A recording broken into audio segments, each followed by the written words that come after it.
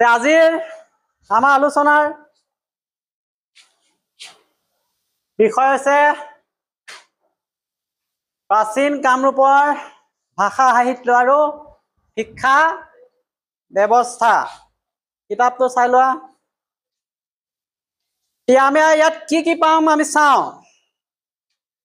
আজিৰ পাঠত আমি প্ৰাচীন কামৰূপ ৰাজ্যৰ যি শিক্ষা ব্যৱস্থা আছে, ভাষা সাহিত্য, শিল্পকলাৰ বিকাশ সম্পৰ্কে আলোচনা কৰিম।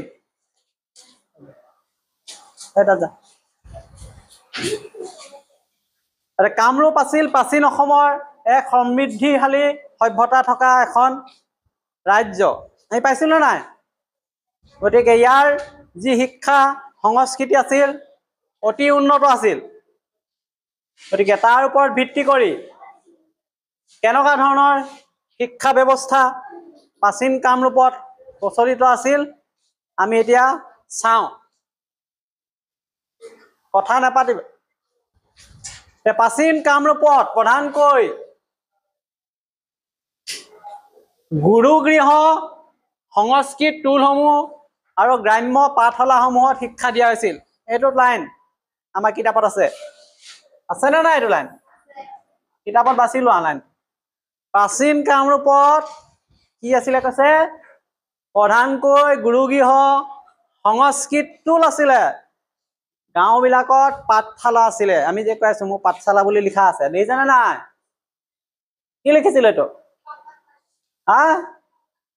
এই পাঠশালা মানে য'ত শিক্ষা দান কৰে। গতিকে প্ৰাচীন গ্ৰাম্য পাঠশালাও তেনেকুৱা আছিলে। এতিয়া কি হ'ল? এতিয়া কামৰূপৰ শিক্ষা ব্যৱস্থাৰ মূলতঃ গুৰুগৃহ অৰ্থাৎ গুৰুৰ ঘৰত গৈ পঢ়িছিলে আৰু টোলসমূহত এই শিক্ষা ব্যৱস্থা চলিছিল। টোলবিলাকত কি হৈছিল? সাধাৰণতে সংস্কৃত শিক্ষাৰ কেন্দ্ৰ বুজোৱা হয়, য'ত বেদ শাস্ত্ৰ আদি পঢ়োৱা হৈছিল। শংকৰদেৱৰ নাম শুনিছেনে নাই? শংকৰদেৱেও এই মহেন্দ্ৰ কন্দলীৰ টোলত পঢ়িছিল। আমি শংকৰদেৱৰ ল'ৰালি কাল যেতিয়া পঢ়িম তেতিয়া জানো কেনেকে, বহুত দিনৰ স্কুল যোৱাই নাছিলে, গৈছিলে জানো? বুঢ়ী মাকে কেনেকে লৈ গৈছিলে, এই টোলত নাম লগাই দিছিলে। গাঁও বুৰঞ্জী জনসাধাৰণৰ বাবে গ্ৰাম্য পাঠশালা আছিল। এইবিলাক গাঁৱৰ মানুহৰ কাৰণে কি আছিলে? গ্ৰাম্য পাঠশালা আছিল। ঠিক তেনেকে এই সময়ত বিদ্যালয়ৰ আধুনিক ৰূপ নাছিল। শিক্ষাগুৰুৰ তত্বাৱধানত মুখে মুখে শাস্ত্ৰ পাঠৰ জৰিয়তে দিয়া হৈছিল। শিক্ষাগুৰুজনেই সকলো মুখে মুখে কৈছিলে, মৌখিকভাৱেই। কিহৰ জ্ঞান দিছিলে? শাস্ত্ৰৰ জ্ঞান দিছিলে, ধৰ্ম শাস্ত্ৰৰ। আৰু তেনেকেই শিক্ষাদান হৈছিলে। ইয়াৰ পিছত পাম আমি যে কামৰূপৰ শাসকসকলে, যিসকল ৰজা আছিলে, শিক্ষাৰ প্ৰসাৰৰ ক্ষেত্ৰত ৰাজকীয় পৃষ্ঠপোষকতা আগবঢ়াইছিলে। যে ৰাজ্যখনত কেনেকে শিক্ষা বিস্তাৰ কৰা হ'ব, কেনেকুৱা ধৰণৰ শিক্ষা প্ৰচলন হ'ব, তেওঁলোকে আগভাগ লৈছিলে। এইটো পৃষ্ঠপোষকতা বুলি কয়, বুজিছানে? আগভাগ লৈছিলে, ৰজাই আগভাগ লৈছিলে। এতিয়া যেনেকে চৰকাৰে আগভাগ লৈছেনে নাই? কেনেকুৱা কিতাপ ওলাব, কেনেকুৱা ইউনিফৰ্ম দিব, পৰীক্ষা কেতিয়া হ'ব, আগৰ কথা কোৱা নাই, এতিয়াৰ কথা কৈ আছো। আগতে ৰজাই ঠিক কৰিছিলে কেনেকুৱা শিক্ষা দিব, কেনেকে এই শিক্ষা পদ্ধতি ৰাজ্যখনত প্ৰচলিত হ'ব। গতিকে কামৰূপৰ ৰজাসকল শিক্ষাক গুৰুত্ব দিয়া লোক আছিলে। তেওঁলোকে শিক্ষাক গুৰুত্ব দিছিলে। তেওঁলোকে আৰ্থিক সহায় কৰিছিলে, ভূমি দানৰ জৰিয়তে শিক্ষাক প্ৰসাৰিত কৰিছিলে। প্ৰয়োজন হলে আৰ্থিক দান দিছিলে এই গুৰুসকলক, আৰু ভূমি দান কৰিছিলে বিভিন্ন টোলবিলাক নিৰ্মাণ কৰিবলৈ। ইয়াত দিছে ভাস্কৰ বৰ্মন আৰু স্থিত বৰ্মন, এই দুজন ৰজাৰ নাম দিছে। আমি ভাস্কৰ বৰ্মনৰ কাৰ্যকাল পঢ়ি আহিছো, কি কৰিছিলে, কেনেকুৱা তেওঁৰ ব্যক্তিত্ব আছিলে, তেওঁৰ নাম উল্লেখ আছে। আৰু স্থিত বৰ্মনে গুৱাহাটী তেজপুৰ অঞ্চলত শিক্ষা কেন্দ্ৰ স্থাপন কৰিছিল। দেই মনত থাকিবনে? গুৱাহাটীত শিক্ষা কেন্দ্ৰ কোনে স্থাপন কৰিছিলে তেতিয়াহ'লে ভাস্কৰ বৰ্মন স্থিত বৰ্মনে আৰু তেওঁলোকৰ পৃষ্ঠপোষকতাতে কামৰূপে শিক্ষাৰ পুৰণি গৌৰৱ লাভ কৰিছিলে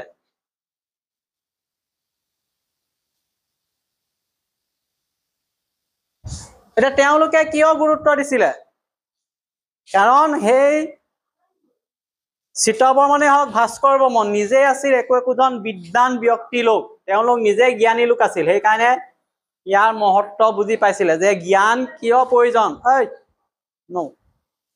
জ্ঞান আমাক কিয় লাগে জ্ঞানীহে জ্ঞান দিব পাৰিব মূৰ্খই জ্ঞান দিব পাৰিব নেকি গতিকে তেওঁলোক নিজে জ্ঞানী আছিলে নিজে এজন বিদ্বান লোক আছিলে সেইকাৰণে তেওঁলোকে উপলব্ধি কৰিছিলে যে শিক্ষা কিমান জৰুৰী আৰু প্ৰজাসকলক কেনেকে দিব পাৰি গুৰুত্ব দিছিল কাৰণ তেওঁলোকে কি কি জানিছিল ইয়াত দিছে কামৰূপৰ ৰজা স্থিত বৰ্মন ভাস্কৰ বৰ্মনে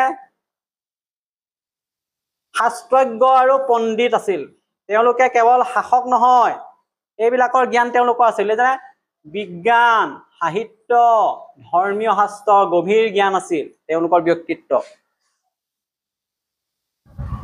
কেনেকৈ আমি গম পাম তেওঁলোক যে জ্ঞানী আছিল বিদ্বান আছিল ইতিহাসত প্ৰমাণ আছে কাৰণ যিসকল বণিক আহিছিলে অসমলৈ যিসকল তীৰ্থযাত্ৰী আহিছিলে তেওঁলোকে লিখি থৈ যোৱা টোকাবিলাকত তেওঁলোকক কি বুলি কৈছে বিদ্বান শিক্ষানুগ্ৰাহী বুলি কৈছে বিদ্বান আৰু কি কৈছে শিক্ষা অনুৰাগী শিক্ষাৰ প্ৰতি অনুৰাগ আছিলে তেওঁলোকৰ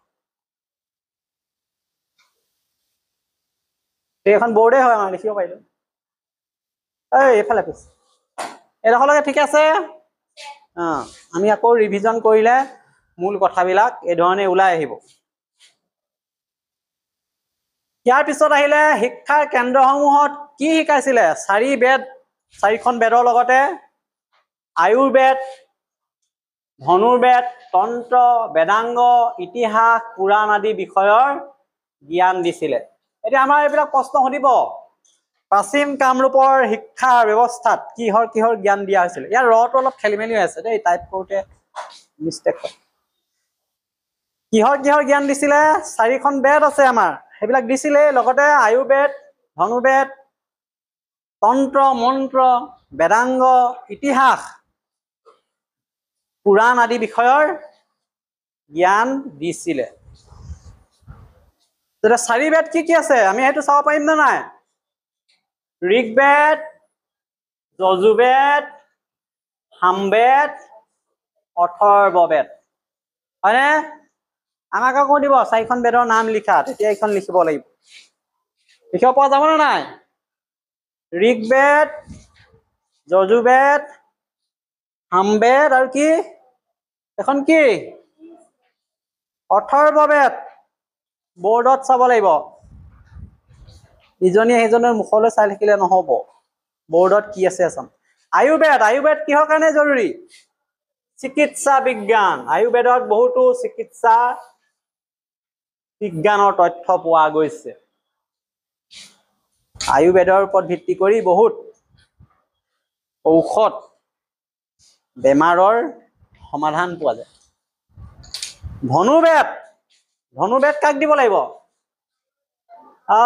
ৰাজকুমাৰ ৰজাঘৰীয়া সৈনিকসকলক ধনুবিদ্যা দিয়ে ৰণত যুদ্ধ লাগিব পৰাকৈ তন্ত্ৰ মন্ত্ৰ কেলে লাগে ধ্যান যোগ আৰু সাধনাৰ কাৰণে এতিয়া সাধনা কৰে এইটো কি বুলি কয়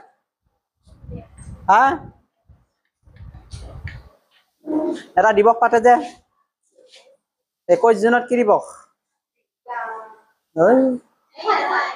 কি দিৱস পাহৰি গল যোগ বিদ্যা যোগ আসন প্ৰণায়াম কৰে নে নকৰে যোগ দিব বেদাংগত কি আছে ব্যাকৰণ ছন্দ নিৰুক্ত জ্যোতিৰ্বিদ্যা এইবিলাক দেখিছানে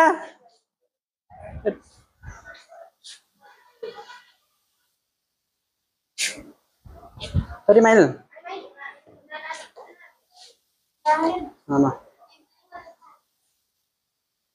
ব্যাকৰণ ছন্দ নিৰুক্ত জ্যোতিৰ্বিদ্যা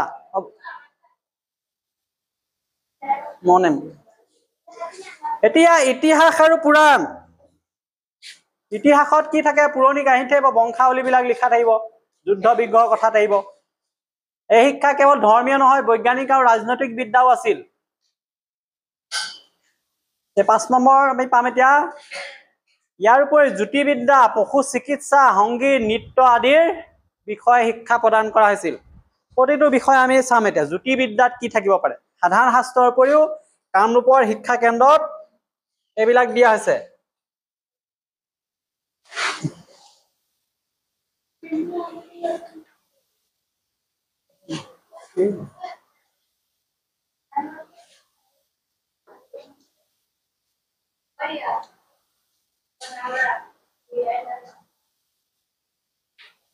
জ্যোতিৰ্বিদ্যা পশু চিকিৎসা সংগীত নৃত্য আদিৰ বিষয়ে শিক্ষা দিছে কথাটো পাতিব নালাগে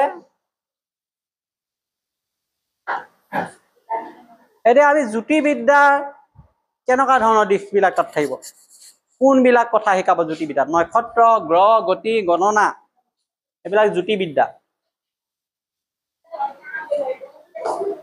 পশু চিকিৎসা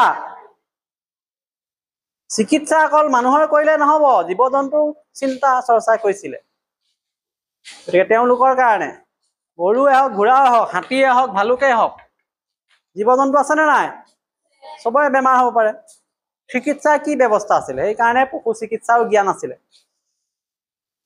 আকৌ কৈছে সংগীত আৰু নৃত্য সাংস্কৃতিক বিকাশৰ অংগ মানুহে অকল কামেই কৰি থাকিব নেকি সময়ততো বিনোদনৰ কথা আছে সংগীতো লাগিব নৃত্যৰ কথা আছে গতিকে তেনেকুৱা ধৰণৰ চৰ্চাৰ বিষয়সমূহ সেই সময়ত আছিলে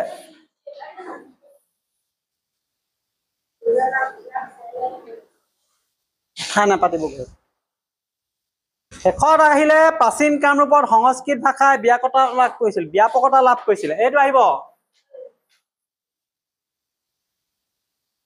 কোনটো ভাষাই অধিক গুৰুত্ব লাভ কৰিছিলে প্ৰাচীন ভাৰতত বা প্ৰাচীন কামৰূপত তেতিয়া আমি কি কৰিব লাগিব সংস্কৃত ভাষা কাৰণ যিমান ৰাজকাৰ্য ৰজাৰ ঘৰৰ কাম কাজ শিক্ষা আৰু সাহিত্য এইবিলাক সংস্কৃত ভাষাতেই বেছিকে চৰ্চা হৈছিল বা সংস্কৃত ভাষাটো বেছি ব্যৱহাৰ হৈছিল আৰু আমি যিবিলাক ধ্বংসাৱশেষ শিলালিপি উদ্ধাৰ কৰিছো তাম্ৰলিপি উদ্ধাৰ কৰিছো বেছিভাগ কি ভাষাত আছে সংস্কৃত ভাষাত আছে এইটো প্ৰমাণ পাইছো তাম্ৰলিপি শিলালিপি বিলাক সংস্কৃত ভাষাত আৰু তেওঁলোকে যিবিলাক আদেশ নিৰ্দেশ জাৰি কৰিছিলে ৰজাবিলাকে কি ভাষাত জাৰি কৰিছিলে সংস্কৃত ভাষাত এতিয়া অফিচিয়েল যিবিলাক অৰ্ডাৰ আমাৰ ওলায় হয়তো অসমীয়াত ওলাব পাৰে কিছুমান ইংৰাজীত আহে কিছুমান হিন্দীত আহে য'ত যি ভাষা চলে সেই সময়ত তেতিয়া অফিচিয়েলি নহয়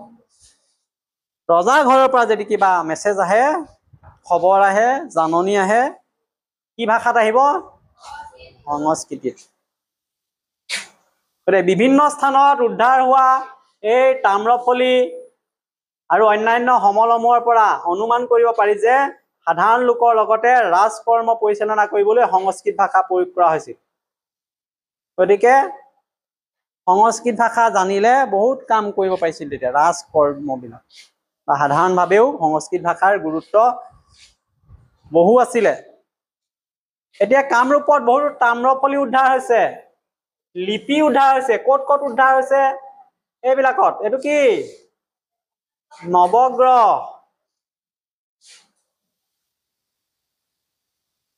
এয়া কি এইটো নীলাচল লিপি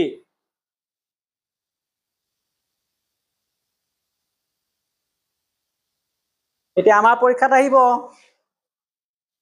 প্ৰাচীন কামৰূপত উদ্ধাৰ হোৱা কেইখনমান লিপিৰ নাম লিখা কামৰূপৰ তাম্ৰফলি নৱগ্ৰহ শিলালিপি আৰু নীলাচল লিপি হয়নে নহয় এইটো মনত ৰাখিবি এইবিলাকত তেতিয়াহ'লে কি ভাষা ব্যৱহাৰ হৈছে কৈছে সংস্কৃত ভাষা এই অনুসৰি ৰাজ কৰ্মচাৰীৰ পৰা জনসাধাৰণ পৰ্যন্ত সংস্কৃত ভাষাৰ প্ৰভাৱ আছিল সংস্কৃতৰ সমান্তৰালভাৱে আৰু কিছুমান ভাষা ইয়াত চৰ্চা হৈছিলে, মানুহৰ মাজত পৰিচিত হৈছিলে। সেইকেইটা ভাষা হৈছে তিব্বত বৰ্মী মূলীয় ভাষা আৰু পুৰণি অসমীয়া ভাষাই কামৰূপত গুৰুত্বপূৰ্ণ স্থান লাভ কৰিছিলে। এইটো যে কৈছে তিব্বত বৰ্মী মূলীয় ভাষা, কৈছে নে নাই? আৰু কি ভাষা কৈছে? পুৰণি অসমীয়া ভাষা। তিব্বত বৰ্মী ভাষাত কি কি আছে? এতিয়া কি কি ভাষা পৰিব? বড়ো ভাষা, ডিমাচা ভাষা, এওঁলোকৰ যি জাতিৰ ভাষাটো তিব্বত বৰ্মীয় ভাষা, এইটো আহিব। তিব্বত বৰ্মীয় ভাষা অন্তৰ্ভুক্ত তলত দিয়া কোনটো জাতি জনগোষ্ঠীৰ ভাষা? তেতিয়া আমি বড়ো, ডিমাচা এইবিলাকৰ তিব্বত বৰ্মীয় ভাষা। পুৰণি অসমীয়া ভাষা বুলি কৈ আছো। এই ভাষাবোৰে কামৰূপৰ সাধাৰণ লোকৰ দৈনন্দিন ভাষা ৰূপে প্ৰচলিত আছিল। কামৰূপৰ জনসাধাৰণৰ মাজত যেনেকে কথা বাৰ্তা পাতিছিলে, সমাজ ব্যৱস্থা যিটো প্ৰচলিত হৈছিলে, এইটো পুৰণি অসমীয়া ভাষা। আৰু আমাৰ অসমীয়া ভাষাত যেতিয়া আমি এইখিনি শিকিছো, এতিয়া মূল প্ৰাথমিক বস্তুখিনি আমি এতিয়া পুৰণি ভাষাৰ পৰা লৈছো।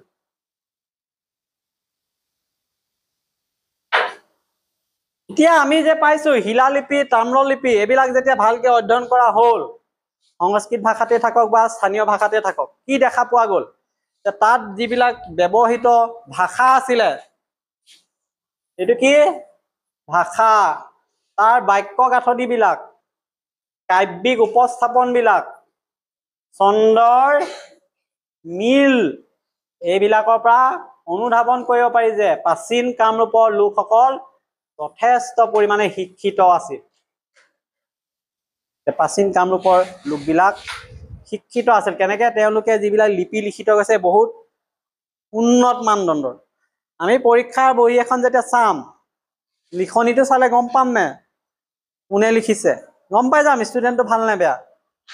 একেবাৰে সাধাৰণকে লিখা ষ্টুডেণ্ট এটা আৰু উন্নত মানদণ্ডৰ প্ৰশ্ন উত্তৰ লিখা বহী এখন যেতিয়া চাম, তুলনা কৰিলে গম পাই যাম যে দুইটা ষ্টুডেণ্টৰ মাজত কিমান পাৰ্থক্য। ঠিক তেনেকে সেই লিপিবিলাক মানুহে যেতিয়া চাইছে, পিছত তাত দেখিছে যিটো ভাষা লিখিছে বহুত উন্নত, যিবিলাক বাক্য গাঁথনি আছিলে বহুত উন্নত, কাব্যিক উপস্থাপন আছিলে, ছন্দৰ মিল, এইবিলাক যেতিয়া গৱেষণা কৰিছে, তাৰ পৰা মানুহে বুজিছে সেই সময়ত সঁচাকৈ শিক্ষা ব্যৱস্থা অতি উন্নত আছিল আৰু শিক্ষিত লোক আছিল। নহলে এনেকুৱা ধৰণৰ ভাষা লিখিব পৰা সহজ কথা নাছিল।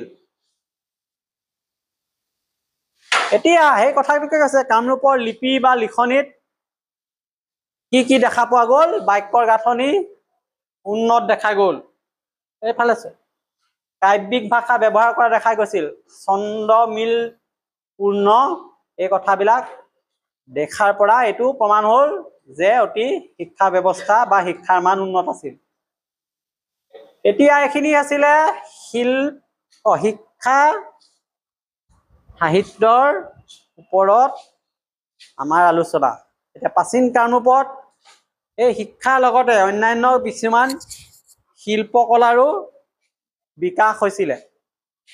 কেনেকে বিকাশ হৈছিলে এইখিনি আমি এতিয়া চাব লাগিব।